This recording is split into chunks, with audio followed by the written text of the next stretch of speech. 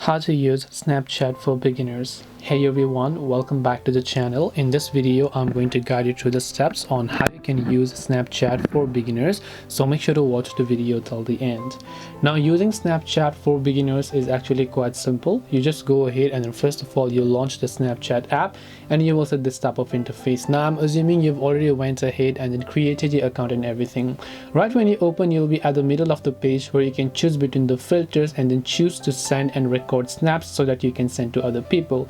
If you come here, you should be able to see a list of the friends that you have that you've been exchanging snaps with. You will see the snap score, you will see whether or not they are on your best friends list or anything like that.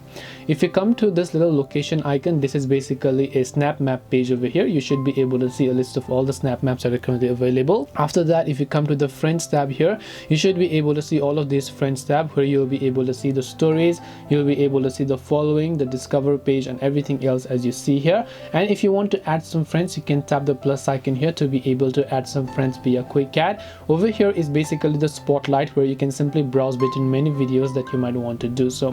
Now if you want to go to the settings of your own account, then you can just go to your Bitmoji avatar here. Here you'll see all of your snap scores, your horoscope, your zodiac signs, as well as all of the other necessary features available. And you can also tap the gear icon from the top right hand side to be able to go ahead and then basically customize your account settings. This way you can go ahead and use Snapchat for beginners. Hope this video was helpful. If you have got any questions, feel free to leave them down below. Thank you for watching and see you in the next video.